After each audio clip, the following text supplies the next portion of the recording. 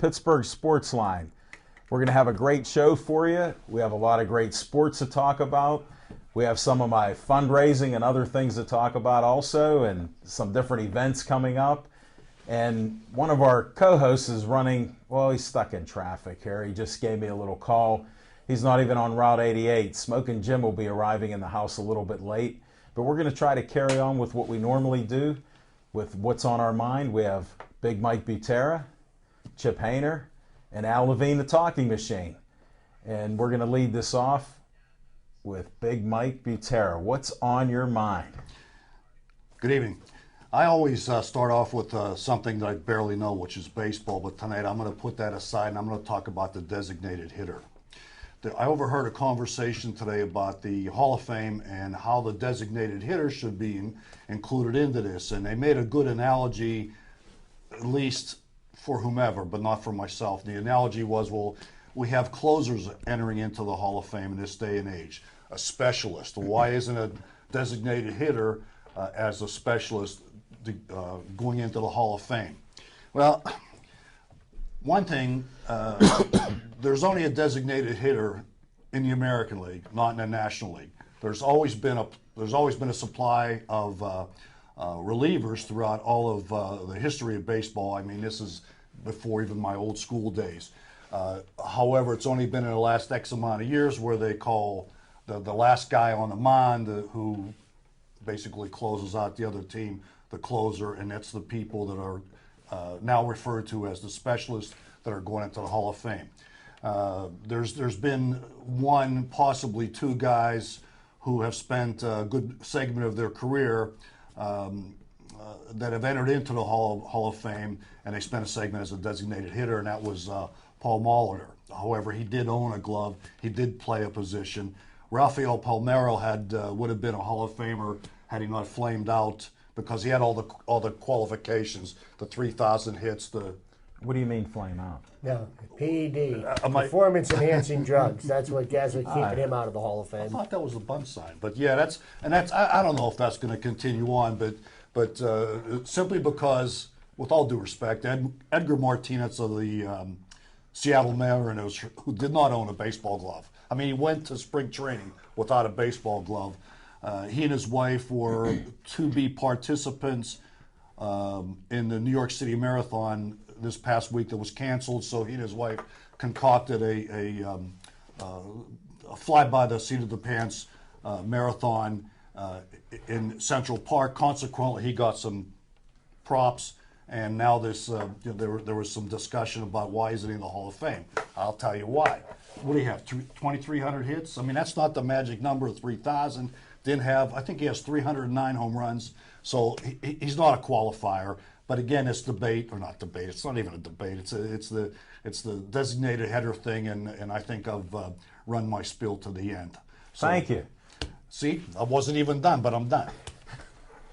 I'm done. Very informative. Makes us think during winter baseball talks about the DH.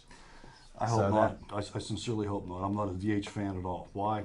Well, then we can have that debate during the winter talks. We sure can. In front of the fireplace or something when we do that later on, come January and February. Okay, so we'll look at that. Only 90 days. Oh, there we go. Let's go to Chip the Prophet Hayner here. What's on your mind, Well, Chip? what's on my mind, as you can see, I'm sporting my Pirates gear tonight. Just to speak real quickly to Mike's point about the designated hitter. I personally don't think that any designated hitter should ever make the Hall of Fame. As a matter of fact, I think they ought to ban the DH. I think the National League puts a better product on the field simply because adding the pitcher into the mix as a hitter in the lineup creates a different set of circumstances for the manager and player moves during the course of the game. It makes it much more interesting. The pitchers, they're just like non-entities in the American League other than the fact that they get on the mound and they throw the ball. When a pitcher can actually affect the course of the game in the National League, and as far as designated hitters go, designated hitters are usually guys that are on the tail end of their career that played a position at one time or another, and their skills have eroded to the point that the only thing that they've got left to offer is they can swing the bat and put the bat on the ball. Does that really warrant being considered for the Hall of Fame? In my opinion, no. But Now, what's really on your mind? what's really on my mind today? I was sitting here, and I've taken a lot of abuse over the last 9 months, 10 months, because of my loyalty to the Pittsburgh Pirates, and I'm going to continue to get abuse heaped upon me because I'm still going to tout the Pittsburgh Pirates. I love Major League Baseball, and I love having the Pittsburgh Pirates, playing ball here.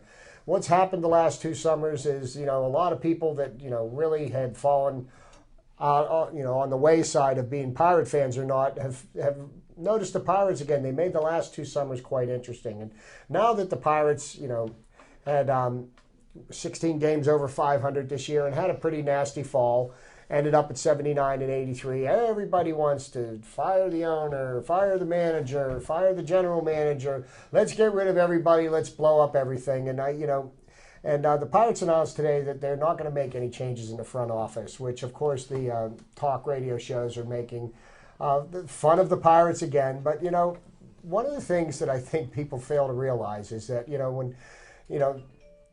when Bob Nutting and Neil Huntington took over the Pirates, they were in complete disarray. They didn't have any farm system at all. They didn't have one single prospect in their minor league system that was major league capable. They had to make a lot of unpopular trades, traded away a lot of popular players like Freddie Sanchez and Jason Bay, and in most people's opinions, they didn't get anything for them. But what they've done in the process is they've rebuilt the minor league system. They actually have talent in the minor league system that it's working its way up to the pros. And, it hasn't made it here yet. They've got some good talent on the field. And Andrew McCutchen was voted by his peers as the National League's best male athlete this year. Miguel Cabrera won the award by his peers for the American League. I think that's quite an accomplishment, being that Andrew McCutchen, at one point in the year was the hottest hitter in baseball, fell off, as the year went on, the same way that the Pirates did. Still came in number 2 for the batting title, but he had such a big improvement over last year to this year. I think one of the things that, if you want to see the Pirates become a successful organization, and I think they are taking steps to move in that direction, is you can't keep on blowing this thing up every 2 years just because you personally don't like somebody, or you trip and you stumble and you fall. I think keeping the management staff together, I think they're on the verge of becoming successful. You look at where they were in 2010. They won 57 games. Here, 2012, we won 79 games. I see that as a 22-game improvement over the kind of product that was being put on the field back then. Got to have a little patience. This coming up season, there's going to be some pitchers that are going to be almost ready for the major leagues. That Jarrett Cole, they expect to see him by June in the major leagues. And James Talion is another young pitcher that could solve some of the problems that the Pirates have with their pitching staff. So I am going to continue my support for the Pirates, and I wish everybody else would. Putting the down payment on my season ticket package for next year, because the Pirates do put a quality product on the field. But that is what's on my mind. Quit bashing the Buccos. You know what? Appreciate them for what they are. Hey, Chip, I agree with you on most of your things, but we all have our opinions. Some are based on facts, so we can argue the facts. But some of the opinions we're not going to get rid of that. We do have a history of losing, and they still are losers, even though they only had 79. But I am a Pirate fan. I've been a Pirate fan my whole life. I'm a disgruntled Pirate fan. And I'm hopeful for the best. And I like your polo shirt. I'm hoping they give that out with a five-seat package or a 5-game package, because I'd like one just like that, because I'm partial to the black and the nice P there, and it looks great on you. So I do appreciate that stuff. But I want to touch on the DH to make it unanimous with us that I never was for it. It changes the whole dichotomy of baseball between a full-time player and somebody that's out smoking cigarettes, and then he comes in and tries to hit 1 or 2 times, 3 times a game. So they shouldn't have it, and I think we're unanimous on that, as we said. So thanks for bringing that up, Mike. It's election day. It's unanimous. Well, I wanted to bring that up too. It's too late for you to vote here, so I hope you all went out to vote. It was a great day here in Pittsburgh. That's my public announcement. And I'm just going to be glad when the election's over, no matter who wins. The advertisements we were talking before, and even for the last week or two, were just so much and so many over the top. I couldn't even do what most men do, is hit the remote and I kept going to different stations. I shut the TV off because they had a same 10-minute commercial on every station. Well, that's not even what's on my mind. I got a bunch of things here on my mind. The first is thank you to Level 20 for putting up with Pittsburgh Sportsline there and our other show. So I do appreciate that. Paul Doherty brought us T-shirts, the Pittsburgh Sportsline crew, for supporting Tony Lanero in his Ride to Finish. You can go to ridetofinish.com and you can even buy the T-shirts. Paul assured me he's going to have some black ones with the Ride to Finish. And then, Matt, if you can get this, a nice close-up of the back. And this is one of Tony's favorite sayings. I don't know if you can see that there, and I'd like to get that out because we'll send this to Tony on YouTube. He is a true hero. He's a modest man, and you should just go and hear his story. You can friend him on Facebook. You can go check this out on YouTube, and he's just a great guy, and it's something we want to support. And speaking about supporting, Sammy Vasquez has a son, Sammy Vasquez Jr., who's going to be fighting in Ross Straver Ice Gardens on, what is this, November 29th? Or the 24th, Saturday night, November 24th. We're going to have a graphic here. And Sam Sr.'s let me promote, who can? Mexican.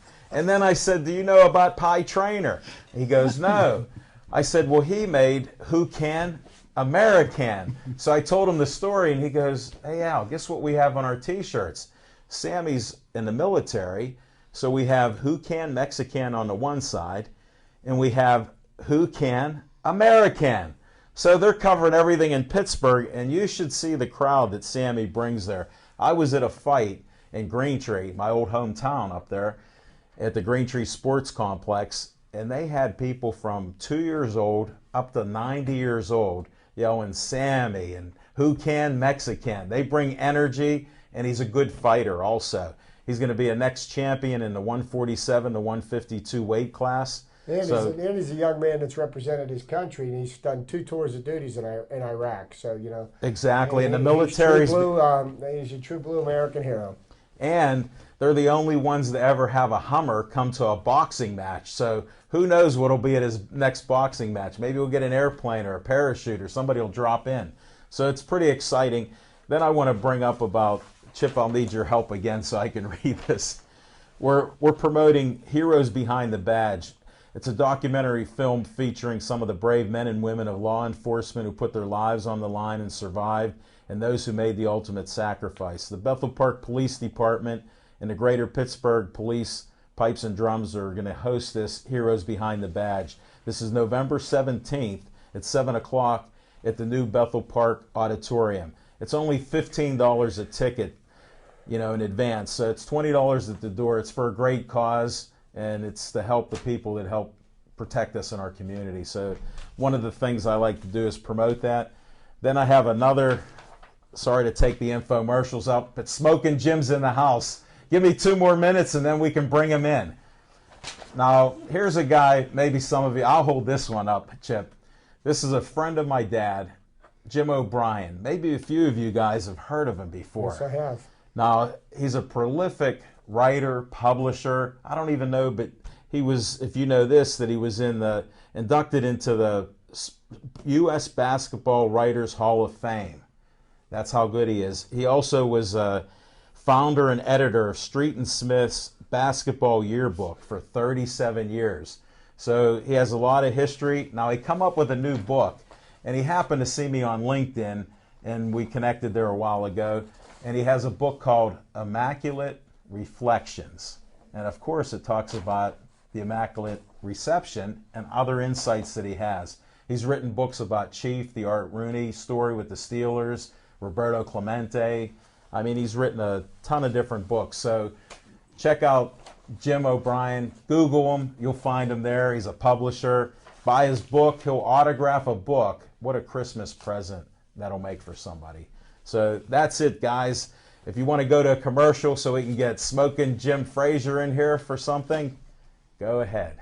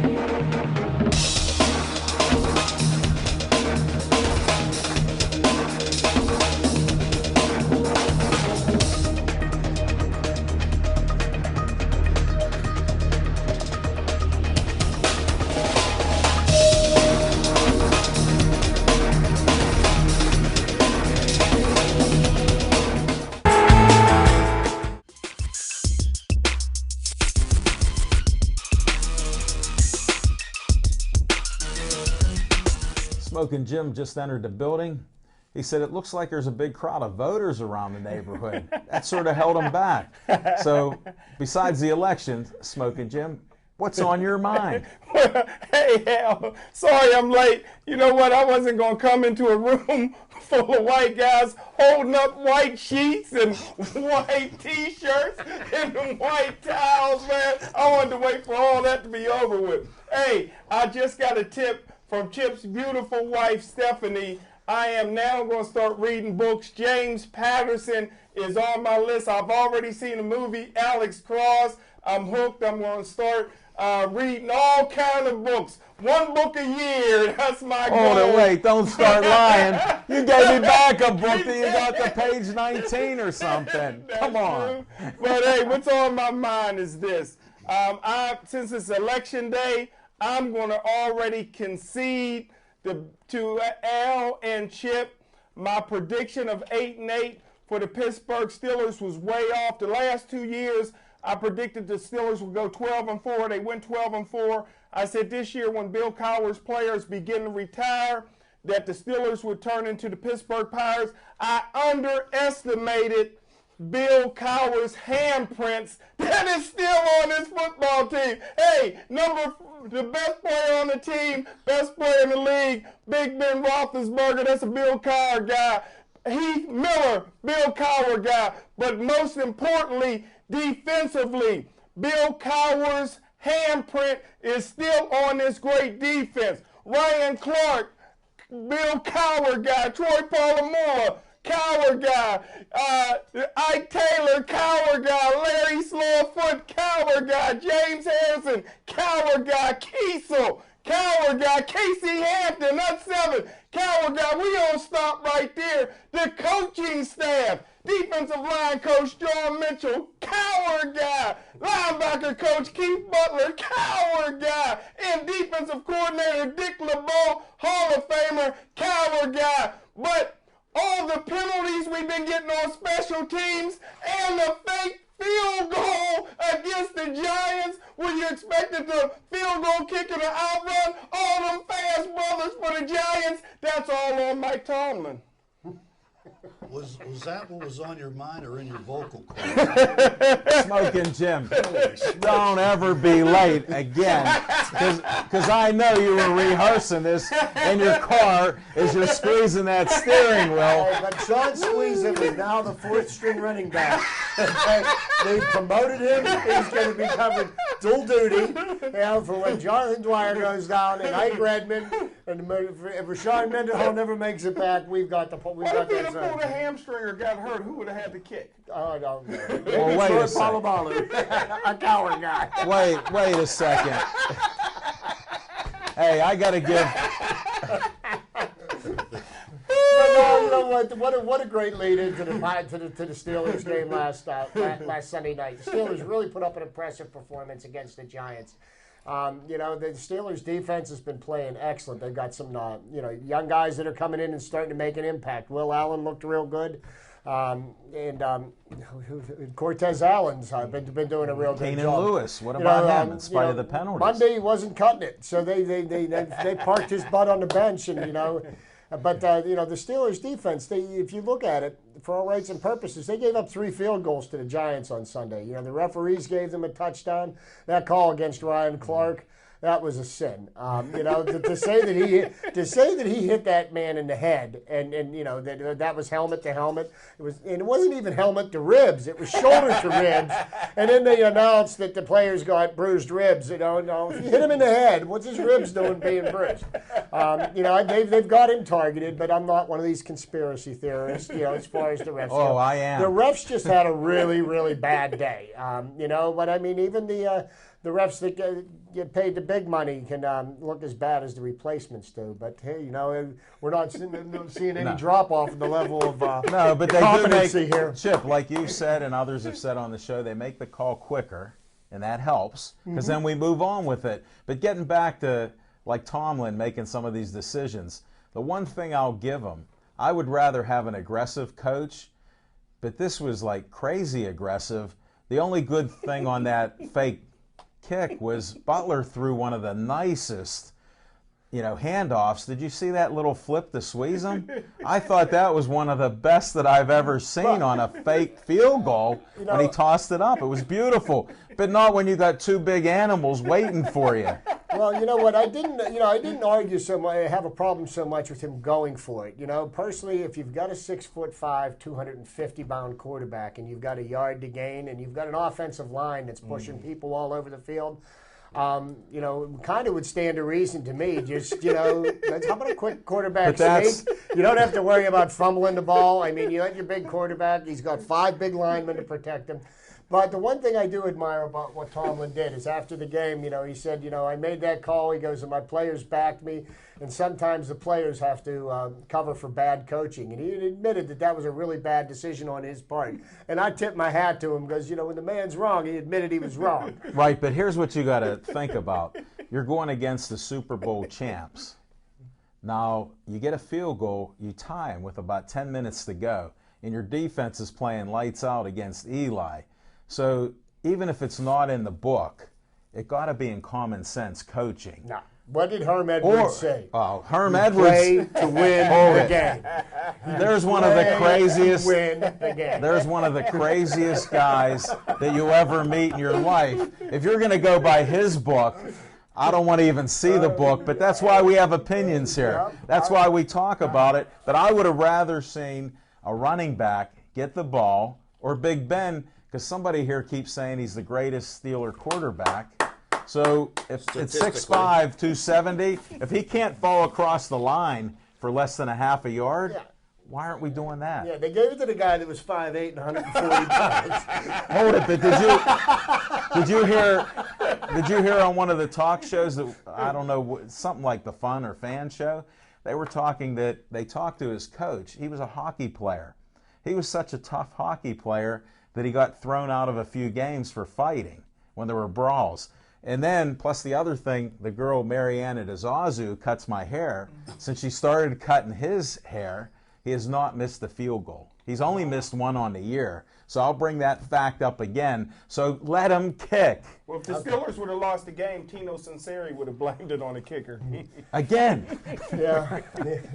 And we're not going to Pitt right now. We're on the Steelers. You're not changing. While we're on the Steelers, this is the 80th, the Steelers' 80th anniversary season, okay? I'm going to put a question to, each of us, and just, off the top of your head, answer it quickly. Big Mike, who's the greatest Steeler of all time? Bullet Bill Dudley. Okay. Mike? Mean Joe Green. Mean Joe Green. Terry Bradshaw. I agree with Smoking Jim. The foundation of the team of the decade of the 70s was Joe Green. That was Chuck Noll's first draft pick, and he was the heart and soul of that team. He was the foundation upon which all of this was built. Joe Green, in my opinion. I said that to be controversial here. Who'd you say? Terry Bradshaw. Oh, okay. Because anybody that can't spell cat and doesn't wear a chin strap, I mean, you got to give him some props just for that. Well, Sunday, Terry Bradshaw said Reggie Bush was chasing a bucket of chicken. He was chasing yeah, and then did you hear about Kurt Menefee and Jimmy Johnson? They all came to Bradshaw's defense because, this was causing an outroar. Because Jimmy Johnson, before they go on the air every Sunday morning, I found this out, useless piece of information, that he eats 4 pieces of fried chicken before they go on the air every Sunday morning. So Bradshaw was actually making a joke about Jimmy Johnson, and it was giving him a shot, but it came across really kind of. But here's the other history. Wasn't there a guy? Sound like Jimmy Johnson got more brother in him than you, Al. Well, no. Here, I'm going to get back to that to try to help you out. You see all the poison he got? He recruited out of the U. Hey, do any of you guys remember Chicken on the Hill with Will? Now, where do you think Terry Bradshaw was getting his chicken from? Hello. Because Stargell had a lot of home runs back then. That's back when Willie Stargell put that rat here in the Colonel Sanders chicken to make his product that much more popular. Exactly, and he gave out a lot of chicken on the hill, believe me. They waited in line when he got up to bat, and I heard Bradshaw was one of those people.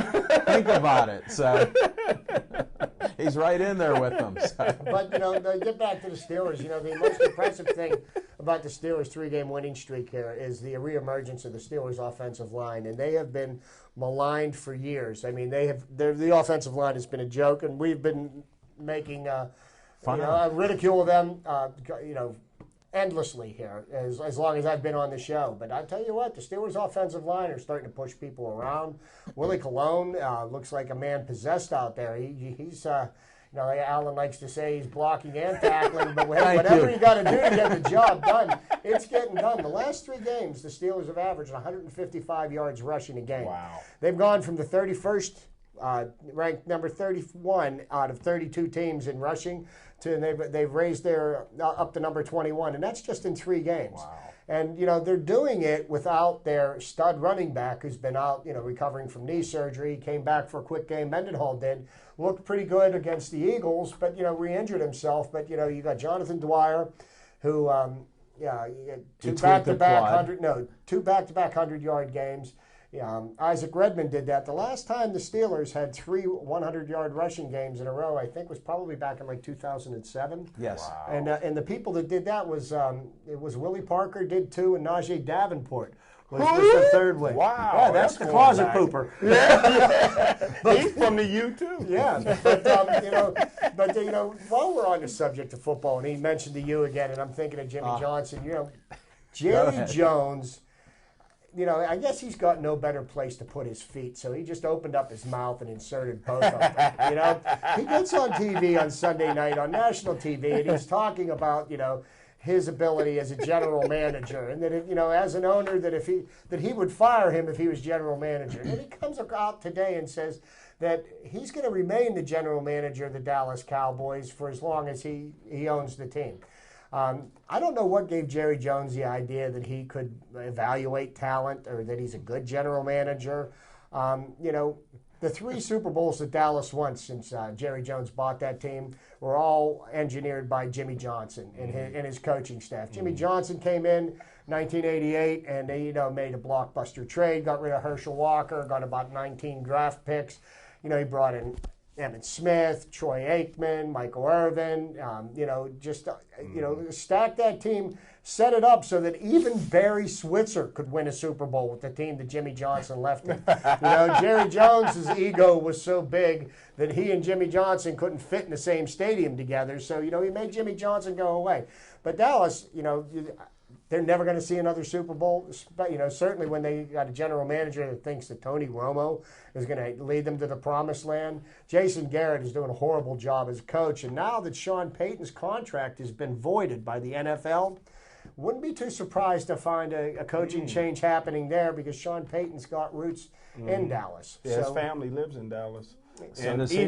even Mike Tomlin can win a Super Bowl with Bill Cowher players. Hey. Who Maybe the voided? second one. At least you're consistent anyhow. Who voided Peyton's contract? The NFL. The NFL did. Because Goddell. what they did was Goddell. the Saints sent them a copy of Peyton's contract. For some reason, the NFL requested it. And there's some wording in there that the NFL found questionable, so that they decided that contract was null and void. And that means that after this season, of course, the season he's suspended because he's not being paid this year, that he becomes a free agent. Now, of course, New Orleans could always renegotiate the contract with him and put in wording that would be favorable to the NFL. Yeah, and to what the Saints. wording was in the contract was if his contract becomes voided if the general manager gets fired from his job and the NFL's not having that. Was that a lawsuit in the making now, or what? It could be. Should be. No, you know what? Always is. Peyton's just going to keep his mouth closed, and he's going to coach for somebody next year. I mean, there's going to be quite a number of head coaching positions open in the NFL. You can look at Carolina, you look at San Diego, you look at the Kansas City Chiefs. Philly, don't forget Cleveland Philly Browns. right now. Well, Philly. if you're Cleveland Peyton, Browns. do you leave Drew Brees? Well, that's the thing. I mean, is Sean Payton such a good coach, or is he the product of of having Drew Brees as his quarterback? Look at Mike Shanahan. He looked like a genius when he was coaching John Elway. Yes, Okay, he did. John Elway, helped Shanahan to win 2 titles. Now, Shanahan today came out and said that he's basically throwing in the towel on this season. He's given up on the fact that they have any chance of getting anywhere this year. And he's going to start evaluating talent for next year. I've never heard of an NFL head coach at the halfway point of the season saying that we don't have any chance. You know, what's his record? Why even try? He's 3-6. Okay, now nobody that has a record like that has ever made the playoffs. So he's basing it on statistics and everything else. So you're nobody at the halfway point with 6 losses. Let me explain a scenario to you. You own an NFL team. You're trying to get revenue in, get your fans' interest, get all kinds of money in, and your coach tells you he's throwing in the towel halfway through the year, and you're going to be okay with that? No, here's what I do. Chip, it happens all the time in our favorite sport, baseball. Right, but That's how they have the trading deadline and the salary dump and all that jazz. Same thing. But here's the difference. Do you announce it in the press? I think you know what? We're quitting right now, and you know what? Here's the answer. If I'm in charge, he's not in charge anymore. Because you're not giving up. And what he should have said, he should have prefaced it by saying, we're going to reevaluate talent, but we're going to try to win the remainder of our games with the people that we have here. If we have to make some changes, we're going to do it so we can win. I don't go out there and say we're done on the season, but it is a fact. Statistically, we're all about the numbers. We all follow sports. At the halfway point with 6 losses, nobody's gotten in. Here's a better fact. Every team almost that the Steelers beat that threw in the towel. The Jets, Cincinnati, the Redskins. You know why? When you look at the Steelers with old Bill Cowher players, somebody named about 8 of them on the defense, not counting Troy, who only has 1 leg right now. Think about it. They're looking at this team. And they go, we got blocking and tackling on both sides of the ball. The referees aren't calling every penalty.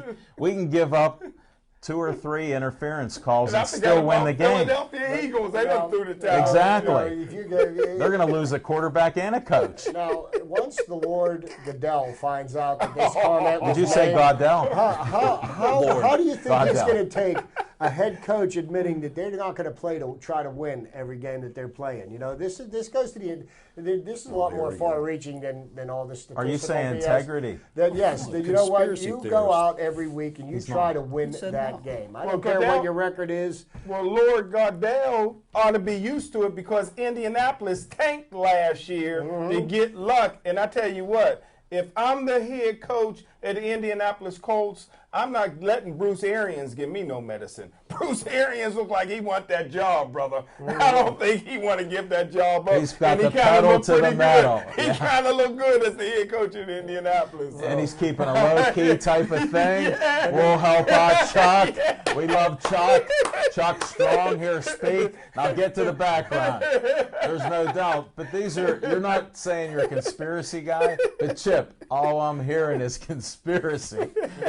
We're connecting the dots here, each one of us. Big Mike's all over that right now. He's telling you it's like baseball. Hey, no. I gotta do my NFL segment. All right, I folks, happen to see. Stand 1 second.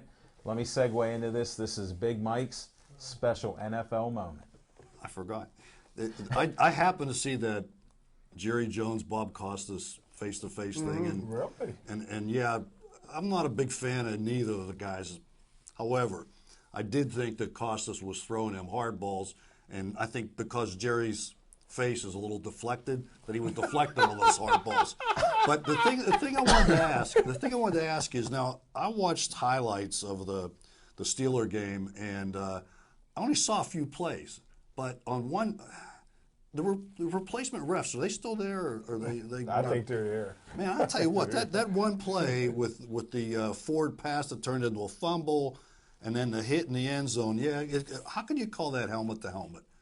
Hold it. Bill Cowher on national TV said that was the right call. I think it was I thought it was a defenseless receiver. I don't think it was helmet to helmet. I would have called it a late That's hit. what I thought. It was hit. a defenseless receiver. They may have miscalled that play, but the play with Roethlisberger. But I had some chicken in my mouth at the time. Yep. Were you running? Were you running? No, the play with Roethlisberger, that was a travesty right there because his arm was hit, it was, but he still had control of the ball, and he completed the throwing motion, and the ball went out. But you know what? it was New York, and Hurricane Sandy hit, and the refs wanted to. Are you a How conspiracy did they guy? miss? And Heath Miller 6'5". How do you miss him getting clipped? Oh yeah, on the same play, the whole 9 You yards. know why? Because they were watching the goal line to see when they Yeah, crossed. but even a guy that clipped him, he raises his hand. I'm saying, well, that's kind of a sign. What did Phil Simms say? He goes, "That's a sure sign he clipped him." He said it right during the game. there's So I still- mean, there's- we have a lot of nonsense going on here, and I always say follow the money. Where's the betting money going on with some of these games? Conspiracy bet, man. When you look at this, it just makes you go, "What did that Arsenio Hall?" Makes you think. Now why? We could talk about Pitt in a minute or so, but to me, it makes no sense when you have a team beating the Super Bowl champs like they are, and a call was there to change the game. And I would say complexion, but we'll not mention that. And you know what? The one thing I do have to admire about what the Steelers did, regardless of all the adversity that they faced on Sunday night, they didn't get wrapped up into it. Nobody got any penalties for mouthing off at the referees or anything like that. You know what they did? They just went out and they did what they had to do to win the game, and they made the plays that they needed to make, and they stopped the Giants 3 times in the fourth quarter. They went 3 and out. Okay, so that's a hell of a job by the defense. And with 2 minutes and 58 seconds left, Steelers got the ball on offense, and the Giants never saw the field again. And that right there, And the look Steelers, at Isaac Redman running 28 yards when he could have just Roethlisberger fell gets a down. first down. What's his name? Redmond gets a couple of first downs, and the game's over. I mean, that's that. They didn't get caught up into it. But before we even think about talking about Pitt, because that's a laughable thinking about it. subject. No, let's talk about something that's a little bit more excitement. WPIAL playoffs. Before you go there, let me ask you one question. Do you think the Kansas City Chiefs want a piece of Haley next week? No. They don't even know who he is now. He's cleaned up a little bit. He's not running the same offense. He changed. Did you hear he's changed some of the calls and what they are now and some of the terms? Here's what the thing They is don't about. care Here's about what him. the thing is. I mentioned this last night, but here's one of the things about this game that concerns me, is that now the Steelers are on a bit of a roll, and this happens all the time with the Steelers, and historically they've done this. They start reading the press, and everybody starts talking about the Steelers being contenders again. They look like they're going to be the favorite to win the division, and the Steelers start believing that they're better than they are, and they don't put in the work that they did the last 3 games. This is the kind of trap game that, we lost to Tennessee Titans. We should have never lost that game. We lost to the Oakland Raiders. We should have never lost that game. We beat the best, arguably one of the best teams in the NFC. Mm-hmm. Let's give the Atlanta Falcons their props. They are undefeated. But the second best team in the NFC, and we beat them handily. There was really no question in that game. It was just a matter of time. And, the Chiefs, they're hapless.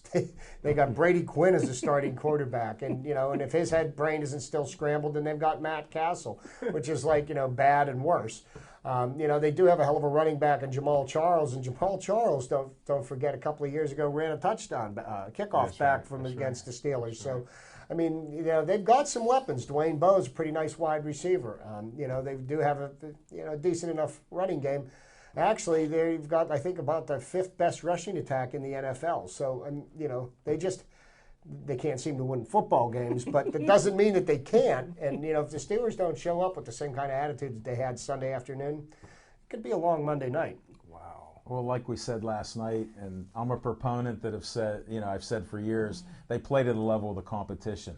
It's a bad level, so they will play maybe not as crisp a game, but they're going to beat Kansas City. It's time, as they say, to stack them. So they're going to stack some wins. So you better get this Post-Gazette out here for that.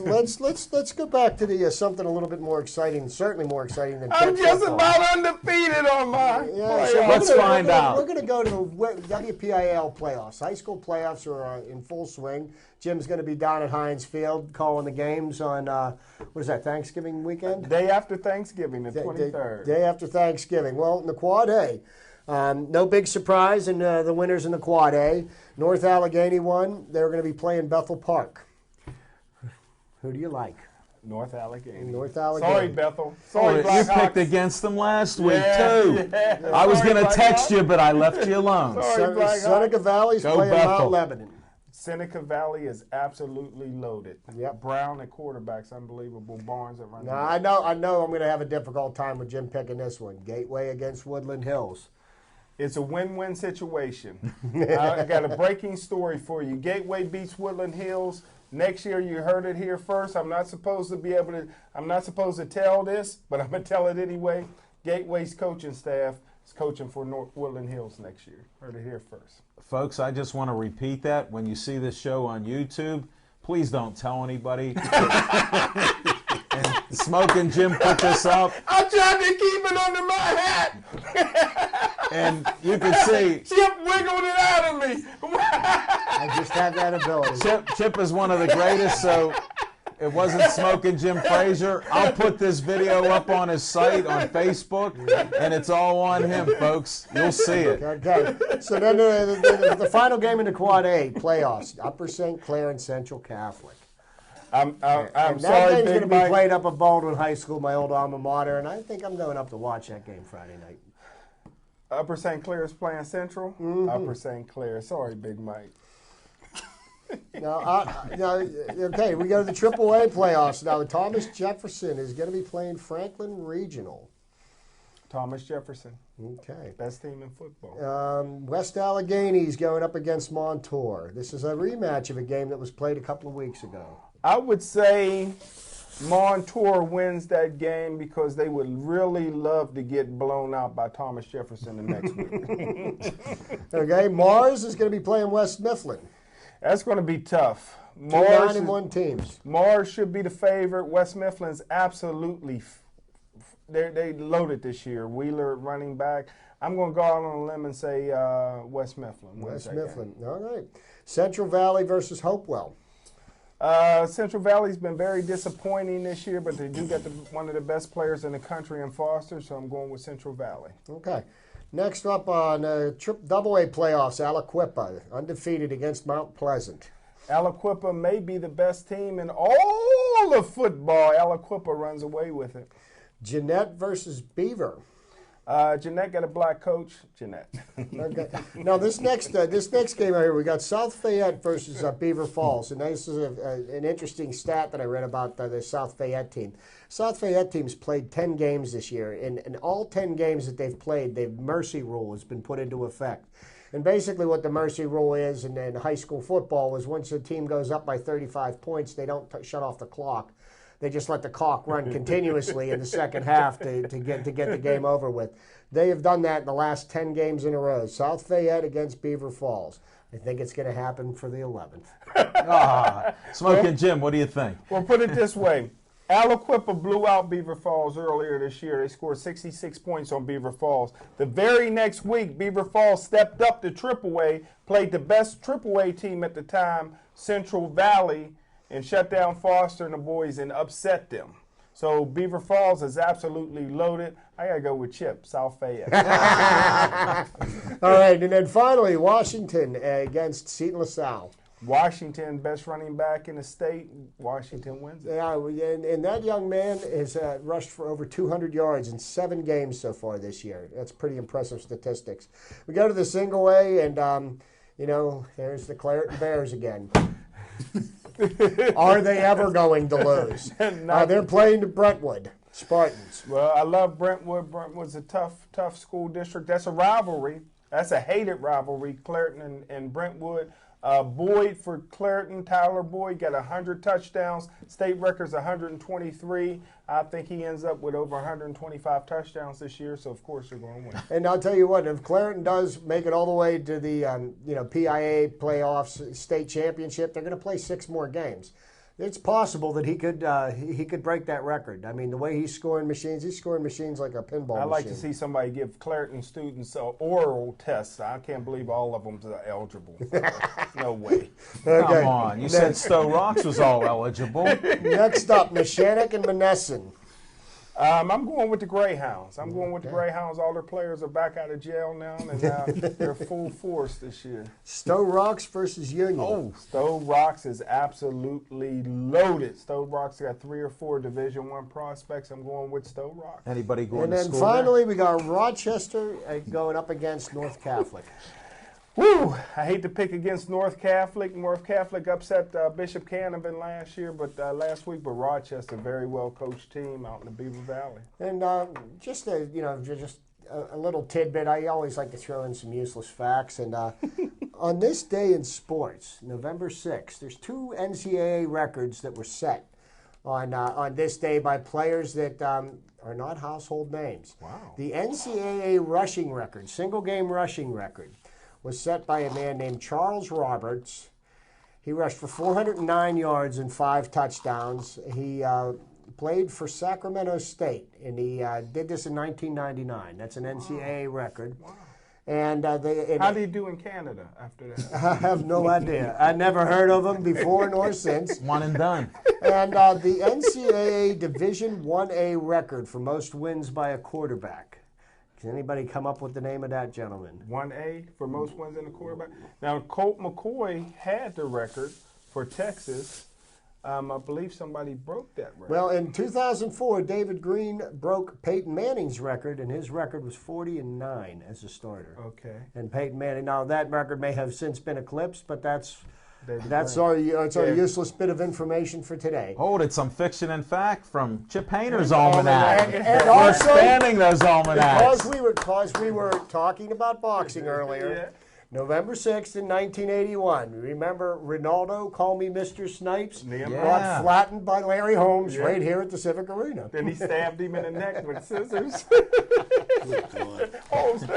More fiction and fact from the Pittsburgh What year was Sportsline that? crew. Was that year? 1981. Wow. Was that, That's a long time ago. I can remember it like it was yesterday. that so? Ronaldo, that boy got hit once by Larry Holmes. He didn't want to get hit again. He ran away from him before he finally fell on his face. Remember, he got a lucky knockdown against Larry Holmes. Oh, that pissed Larry off. Smoker, what's the before I go to you, what division is North Catholic? They're single A. Single A. What's their enrollment? What's Central Catholic's enrollment? And what's Gateway's enrollment?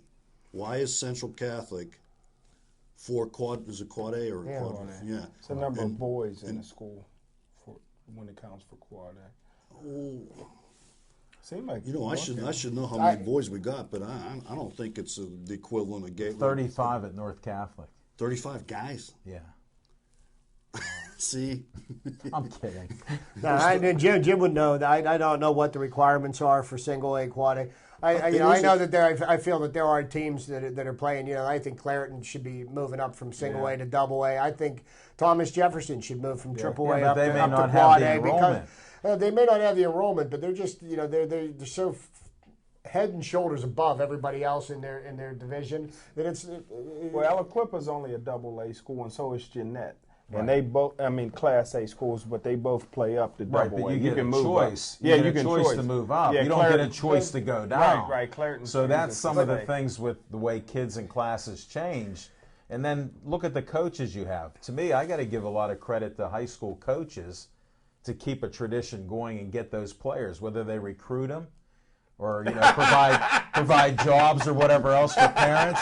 I mean, you still have to give coaches credit like that because the enrollment isn't there. Bill Trippett, the coach at Thomas Jefferson, he just year after year he turns in quality teams, and I would think they go 10-0 every year, 10, 11, 12-0. Go against some better competition. Where did he play high school football at?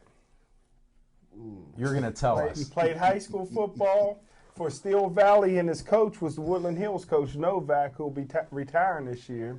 And also, everybody looks at North Allegheny. And North Allegheny is such a winner with the coach for North Allegheny is Art Walker Sr.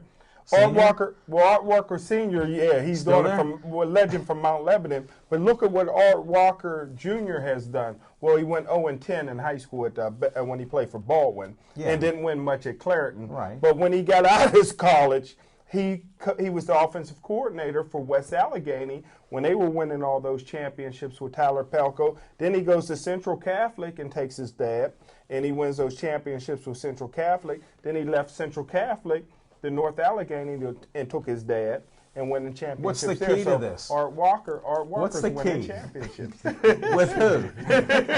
With his Who's daddy. his daddy? Who is his daddy? Nothing like his daddy. You know, but you look at what And there's nothing wrong with that. You know what North Allegheny has done this year? You know, you look at the top 4 ranked teams in the Quad A. You've got, North Allegheny, Gateway, Seneca Valley, and Upper St. Clair.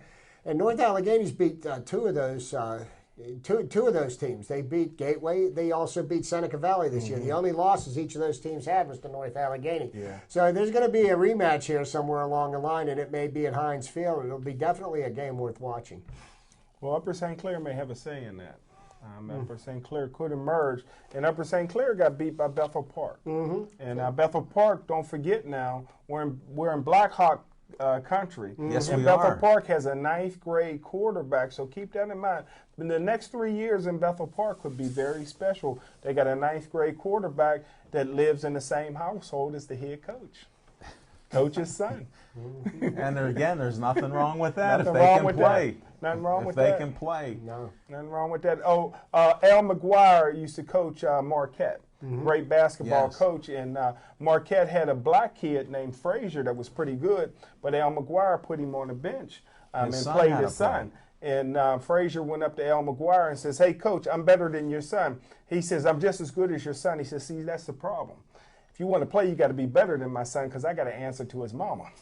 So And he was a can't great, be just as good as Al Jr. Got to be better, and he Frazier. was a very good coach too. You got to give him credit there. And since we're not going to talk about Pitt, since we covered a lot of great subjects, who cares about Pitt? They almost beat Notre Dame. We won't talk about anybody's quarterback or anything there. We talked about it on our other show, and we covered that. So if you didn't see our other show when we put that up, Pittsburgh Sportsline at level 20, then you can hear the conversation there. So we don't overlap there. Maybe if the coach wouldn't have been such a buffoon and actually made some decent calls in the game, we'd be talking about Pitt. But I mean, the play calling, it just absolutely baffled me, and it just it was a shame because by all rights, Pitt should have won that game. College football is always better when Notre Dame's undefeated. Isn't that right, Big Mike? Absolutely. And I happened to catch the overtimes. I was at a function, and I'm going to kind of agree with Chip. Not kind of. I will agree with you, Chip, because if I'm thinking correctly, the buffoon you referred to, Chris? Whatever his name is. Coach Chris. Coach, yes. Isn't this the same guy that didn't have confidence in his defense earlier in the season, sometime in the fourth quarter? So his game plan was to get into overtime when it's basically your offense is on the field to go See, for but those. his biggest flaw was, to forget about the luck of the Irish. When Pitt went And the referees. When Pitt went to kick that field goal that could have potentially ended the game, Notre Dame had 2 players on the field with number 2 on, and then there's an NCAA rule that you can't have two players on the field at the same time. Right. And and they had even the Chip Kelly, the coach from the Irish, admitted that they were, and they just didn't catch that. But there you go, you got the luck of the Irish, because that should have been a penalty. Would have given Pitt a first down. They would have had another set of downs to try to score. And here, for you conspiracy theorists, they showed the 2 number 2s because I'm watching the game. I watched the whole game, Big Mike. I didn't have an event to go to, so I was watching the TV. So anyhow, I saw 2 players with number 2 standing next to each other during the game, and I wondered what was going on. Then when they were on the field, it's like there's something wrong. Now, there was a 17-point, for Pitt. The bookies had rated it somehow with that. And my point is, again, you had a referee call that changed the game. You had coaching. All of a sudden, they went to the pass, 3 and out, which is bizarre because you had Ray Graham running everywhere on a defense that only gave up 1 other running touchdown until that game. Wow. So there's only 2 running touchdowns. Now, a coach, they look at all the statistics. What do they have, these cards and everything, computer printouts? So who in their right mind, no matter what you're on, is going to go to pass 3 times and then do it again?